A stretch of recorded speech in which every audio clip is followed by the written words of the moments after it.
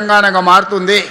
ఆనాడు వాళ్ళు విధ్వంసం చేస్తే ఈనాడు తెలంగాణను వికాసం వైపు నడిపించడానికి మన ప్రభుత్వం పనిచేస్తుంది.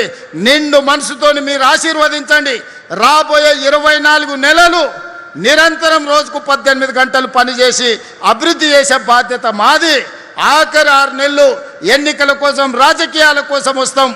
ఆనాడు ఈ ప్రాంతంలో జరిగిన అభివృద్ధి షేర్లింగంపల్లి 5-6 అసెంబ్లీలు అయితే రాబోయే రోజుల్లో వేదిక మీద ఉన్న మిత్రులందరికీ టికెట్లు ఇచ్చే బాధ్యత నాది.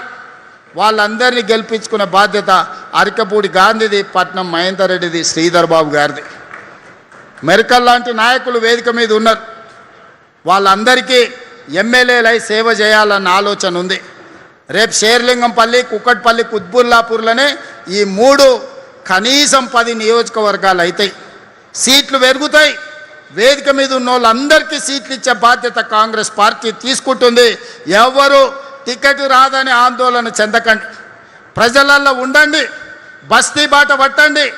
పేదల అభివృద్ధి కోసం, పేదల సంక్షేమం కోసం, మీ ప్రాంత నిధుల కోసం పనిచేయండి. మీ బీఫామ్ మీకు ఇంటికి తెచ్చిచ్చే బాధ్యత మీ సోదరుడిగా నేను తీసుకుంటాను తెలియజేస్తూ మీ అందరి దగ్గర సెలవు తీసుకుంటున్నా. ధన్యవాదాలు మిత్రులారా.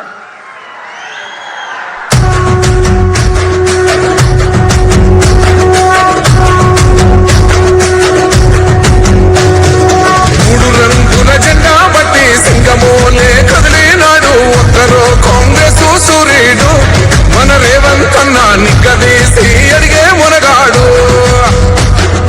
వీడు భూమిన వానైతాడు, బీద సాదల ధైర్యం వీడు, దొంగ దొరల భరతం పడతాడు. మన రేవంత్ అన్న పేద ఇంటికి పండుగ తెస్తాడు. సోనియమ్మ దివెనతోని రాహులన్న సైనికుడయ్యి పెద్ద కొడుకై యుద్ధం చెయ్య సిద్ధమాయే రేవంత్ అన్న. ప్రజాపాలన ప్రగతి